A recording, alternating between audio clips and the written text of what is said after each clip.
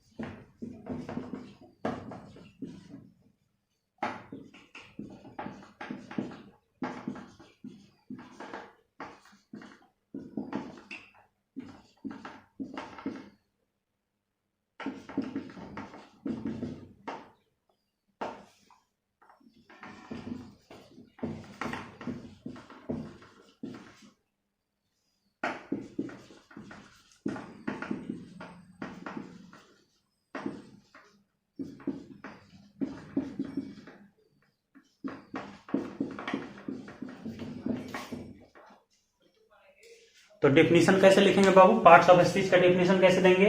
All the English word are divided into 8 group according to the work they do in a sentence each group that is called parts of speech. इसका अर्थ ये हुआ कि अंग्रेजी के जितने भी शब्द हैं उनको उनके कार्य के आधार पर मतलब कि अकॉर्डिंग टू द वर्क, मतलब उनके कार्य के आधार पर 8 भागों में बांटा गया है। कितने भागों में बाबू? 8 भागों में। All the English word are divided into 8 group according to the work they do in a sentence. माने वाक्य में कार्य के अनुसार शब्द को 8 भागों में बांटा गया है। इसी को हम लोग क्या कहते हैं? पार्ट्स ऑफ स्पीच कहते हैं। और हिंदी में क्या कहते हैं? भाषा के भेद कहते हैं या शब्द के भेद कहते हैं। तो पार्ट्स ऑफ स्पीच समझ गए। अब हम लोग समझेंगे kinds of parts of speech. क्या समझेंगे बाबू? Kinds of parts of speech.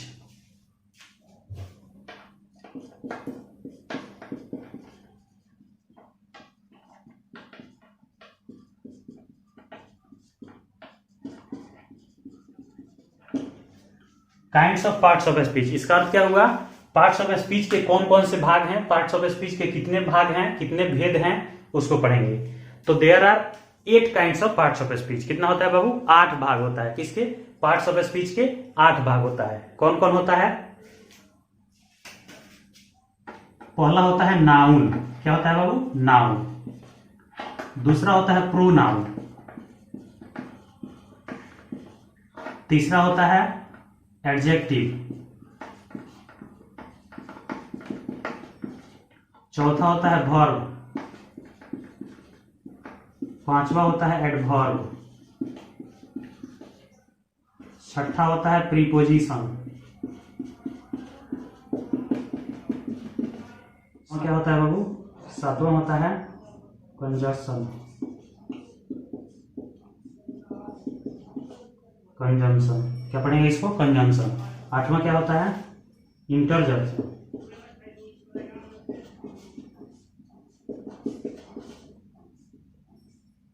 Interjection. तो पार्ट्स ऑफ स्पीच के कितने पार्ट हुए?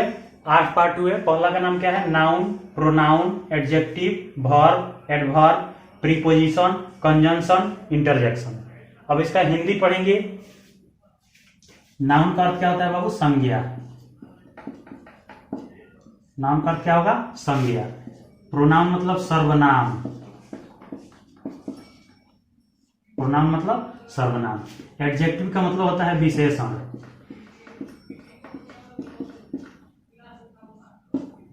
वर्ब का मतलब होता है क्रिया।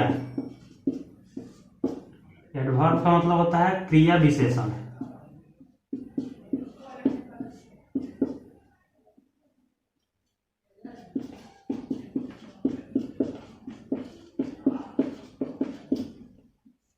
एडवर्ब माने क्या होगा बाबू? क्रिया विशेषण। प्रीपोजिशन का मतलब होता है संबंध बोधक।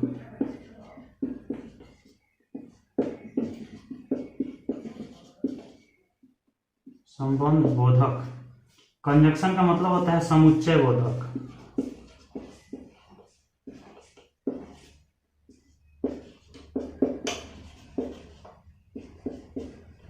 और इंटरजेक्शन का मतलब क्या होता है? विस्मयादि बोधक। क्या होता है बाबू? विस्मयादि बोधक।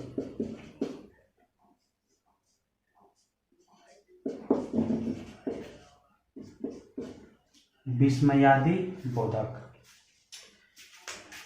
तो पार्ट्स ऑफ स्पीच के कितने काइंड्स हुए बाबू? 8 काइंड्स हुए, 8 पार्ट हुए। नाम क्या है? नाउन, नाउन मतलब संज्ञा। प्रोनाउन, प्रोनाउन मतलब विसर्वनाम। एडजेक्टिव, एडजेक्टिव माने विशेषण। वर्ब, वर्ब माने क्रिया। एडवर्ब, क्रिया विशेषण। प्रीपोजिशन, संबंध बोधक। कंजंक्शन, समुच्चय बोधक। इंटरजेक्शन, विस्मयादि बोधक। तो ये 8 पार्ट होता है किसके? पार्ट्स ऑफ स्पीच के, माने शब्द के ये 8 भाग होते हैं या भेद होते हैं। अब एक एक करके हम लोग सबके बारे में पढ़ेंगे। क्या पढ़ेंगे बाबू? नाउन।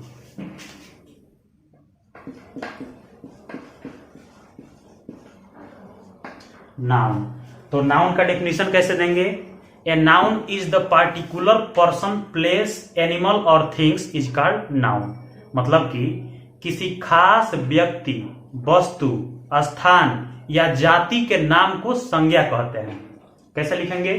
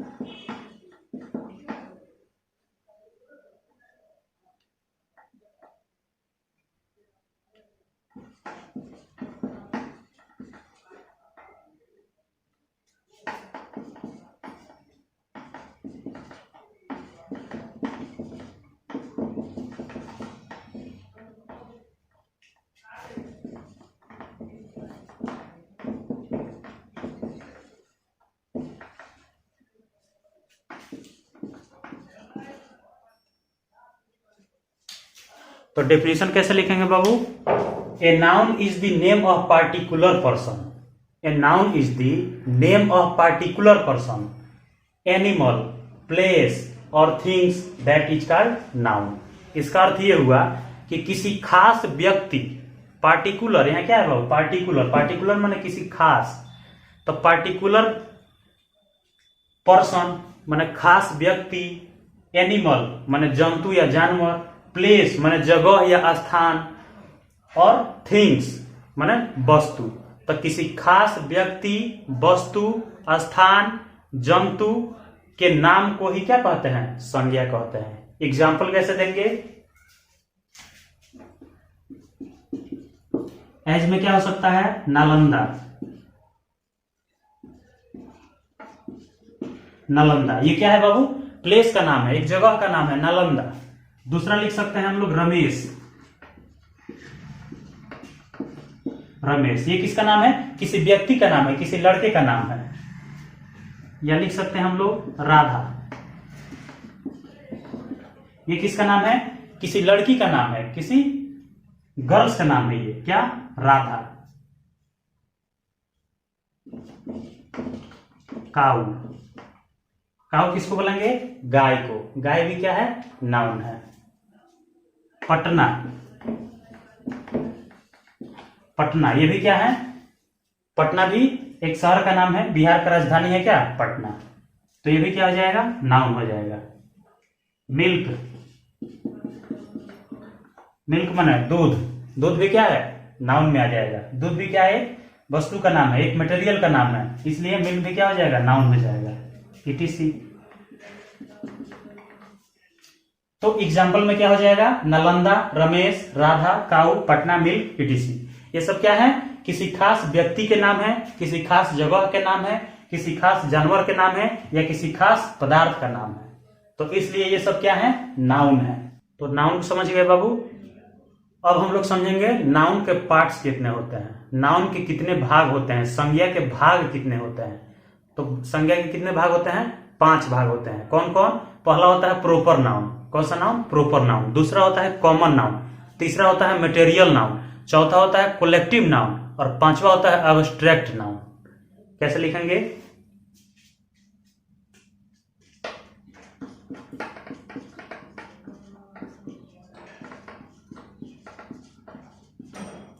Parts of noun. कितने पार्ट्स होते हैं? 5 पार्ट्स होते हैं। पहला होता है प्रोपर नाउन,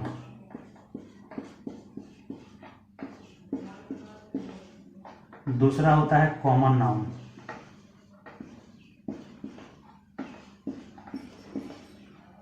तीसरा होता है मटेरियल नाउन,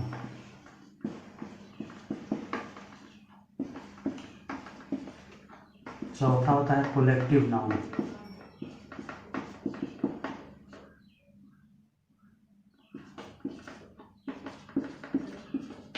और पांचवा होता है एब्स्ट्रैक्ट नाउन।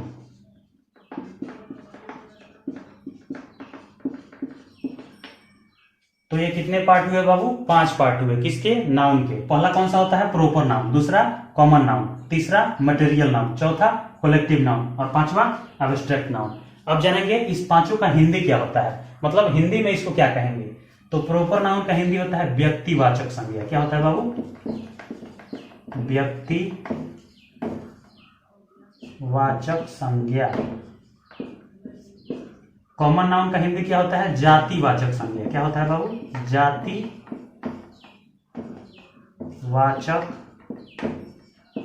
संज्ञा। मटेरियल नाउन का क्या होता है? द्रव्यवाचक संज्ञा। क्या होता है? द्रव्यवाचक संज्ञा।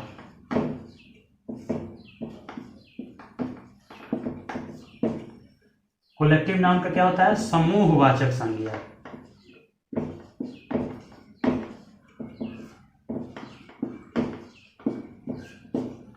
एब्स्ट्रैक्ट नाउन का क्या होता है? भाववाचक संज्ञा। कौन सा? भाववाचक संज्ञा। तो ये क्या हो गया बाबू? ये सब पांचों पार्ट का हिंदी और इंग्लिश हो गया। पहला है प्रोपर नाउन, हिंदी क्या होता है? व्यक्तिवाचक संज्ञा। दूसरा है कॉमन नाउन, जातिवाचक संज्ञा। मटेरियल नाउन, द्रव्यवाचक संज्ञा। कलेक्टिव नाउन, समूहवाचक संज्ञा। एब्स्ट्रैक्ट नाउन, भाववाचक संज्ञा। तो इन 5 पार्टों के बारे में हम लोग एक एक करके पढ़ेंगे। जैसे प्रोपर नाउन है, तो प्रोपर नाउन में किसी खास व्यक्ति या स्थान या जानवर का नाम का पता चलेगा, उसके बारे में हम लोग पढ़ेंगे। जैसे पटना, पटना को कौन सा नाउन कहेंगे? तो प्रोपर नाउन कहेंगे। किसी खास व्यक्ति का नाम, जैसे प्रधानमंत्री नरेंद्र मोदी, तो ये किसी खास व्यक्ति का नाम है, तो ये कौन से नाउन में आएगा? प्रोपर नाउन में आएगा। दूसरा है कॉमन नाउन। कॉमन नाउन का मतलब होता है जातिवाचक संज्ञा। संसार में जितने भी जाति होते हैं उन सबको किस में रखेंगे? कॉमन नाउन में। जैसे मान लीजिए पंखा, तो पंखा जब बोला जाएगा तो पंखा, दुनिया में जितने भी पंखा हैं उन सब पंखा का बोध होगा। लेकिन जब बोला जाएगा उषा का पंखा, तो उषा बोला जाएगा तो वो चला जाएगा प्रोपर नाउन में।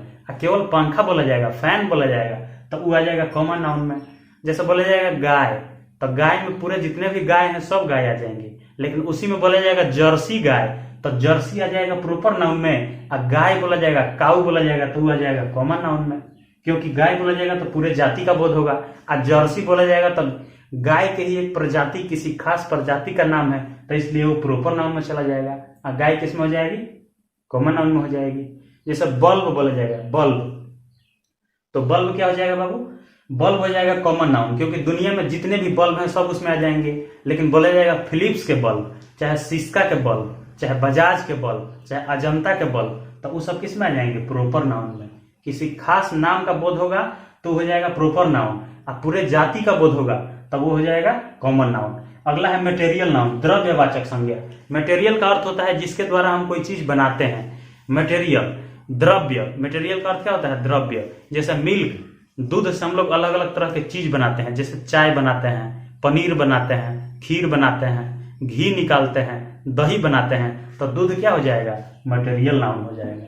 दूध क्या होगा बाबू? Material noun. लोहा, तो लोहा से हम लोग अलग अलग चीजों को बनाते हैं, जैसे कुर्सी बनाएंगे, टेबल बनाएंगे, दरवाजा बनाएंगे, तो लोहा क्या हो जाएगा? मटेरियल नाउन हो जाएगा। लकड़ी से हम लोग अलग अलग चीज बनाते हैं, जैसे कुर्सी, टेबल, पंखा, ये सब लकड़ी का भी बनाते हैं और लोहा का भी बनाते हैं, तो ये क्या हो जाएगा? मटेरियल नाउन हो जाएगा, द्रव्यवाचक संज्ञा हो जाएगा। अगला क्या है? कलेक्टिव नाउन, माने समूहवाचक संज्ञा। तो कलेक्टिव नाउन किसको बोलेंगे? कलेक्टिव का अर्थ होता है समूह। तो जो भी चीज समूह में रहते हो, जैसे आर्मी, आर्मी अकेले नहीं रहते हैं, अकेले समूह में रहते हैं। पूरा समूह में जब रहेंगे तो आर्मी को क्या बोला जाएगा? Collective noun. जैसे फेयर, फेयर माने मेला, तो मेला में एक आदमी रहेगा तो उसको मेला कहेंगे? मेला उसको नहीं कहेंगे। जहां ज्यादा लोग हों, 100, 150, 200, 2000 आदमी हो, उसको क्या कहेंगे? मेला कहेंगे। तो मेला को किस में रखेंगे? कलेक्टिव नाउन में रखेंगे। इसके अलावा बोलेंगे क्लासरूम, तो क्लासरूम में बहुत सारे स्टूडेंट्स रहते हैं, तो सब किस में आ जाएगा? कलेक्टिव नाउन में आ जाएगा। अगला क्या है? अब्स्ट्रैक्ट नाउन, माने भाववाचक संज्ञा। भाववाचक, जिसको हम लोग भाव बोलते हैं, हम लोग उसको देख नहीं सकते हैं, सिर्फ फील कर सकते हैं, महसूस कर सकते हैं। जैसे ईमानदारी, तो ईमानदारी को हम लोग देख नहीं सकते हैं, बस अनुमान लगा सकते हैं कि कौन व्यक्ति ईमानदार है, कौन व्यक्ति बेईमान है। अच्छाई, कौन कितना अच्छा है, इसका अंदाजा हम लोग नहीं लगा सकते हैं, तो इसको बोलते हैं क्या? भाववाचक संज्ञा। कौन आदमी कितना अंदर से घटिया है, इसको हम लोग पता नहीं लगा सकते हैं, तो इसको किस में रखेंगे? अब्स्ट्रैक्ट नाउन में, मतलब भाववाचक संज्ञा में। तो ये पांचों का पांचों पार्ट क्या हुआ बाबू? ये पांचों पार्ट क्या हो गया? नाउन के पार्ट हैं, जिसको हम लोग एक एक करके सबके बारे में पढ़ेंगे। जैसे मान लीजिए एक एग्जाम्पल हम देते हैं।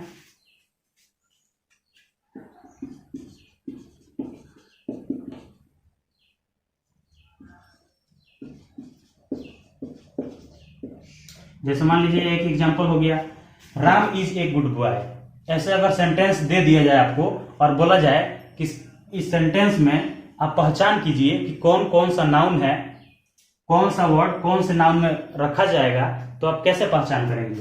तो जैसे मान लीजिए राम, तो राम किसी व्यक्ति का नाम है, किसी लड़का का नाम है, तो ये कौन सा नाम हो जाएगा? ये हो जाएगा proper noun.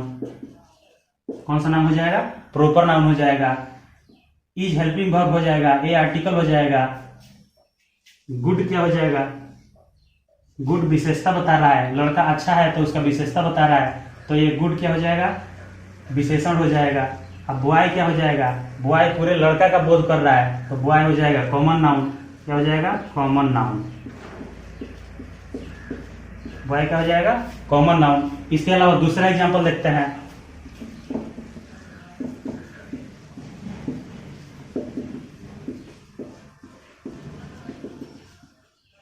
Radha is beautiful, तो इसमें राधा क्या हो जाएगा? राधा हो जाएगा प्रॉपर नाउन। क्या हो जाएगा बाबू? Proper noun. Is helping verb हो जाएगा, और ब्यूटीफुल क्या हो जाएगा? ब्यूटीफुल हो जाएगा अब्स्ट्रैक्ट नाउन।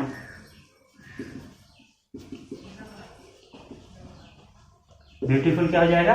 Abstract noun. इसके अलावा हम लोग तीसरा एग्जांपल देखते हैं। Milk is sweet, milk is white, milk is white, तो इसमें मिल्क क्या हो जाएगा? मिल्क हो जाएगा मटेरियल नाउन। क्या हो जाएगा? Material noun. मिल्क क्या हो जाएगा? मटेरियल नाउन हो जाएगा। इज क्या हो जाएगा? हेल्पिंग वर्ब हो जाएगा। और व्हाइट क्या होगा? व्हाइट माने उजला, तो उजला किसी खास रंग का नाम है, तो रंग का नाम किस में जाता है? प्रॉपर नाउन में। तो ये क्या हो जाएगा? Proper noun. क्या हो जाएगा? Proper noun. इसके जवाब पे एक और एग्जांपल लेते हैं। Army is very strong, army is very strong, तो आर्मी क्या हो जाएगा? इसमें कलेक्टिव नाउन हो जाएगा। टुडे इज फेयर डे, आज मेला का दिन है, तो इसमें फेयर क्या हो जाएगा, मेला क्या हो जाएगा, कलेक्टिव नाउन हो जाएगा। अब्स्ट्रैक्ट नाउन का मतलब होता है भाववाचक संज्ञा, जो भाव को दर्शाता है, जिसके किसी के अंदर ईमानदारी हो, बुराई हो, अच्छाई हो, सुंदरता हो, इसको जो दर्शाएगा उसको क्या कहेंगे, अब्स्ट्रैक्ट नाउन कहेंगे। क्या कहेंगे बाबू, अब्स्ट्रैक्ट नाउन कहेंगे।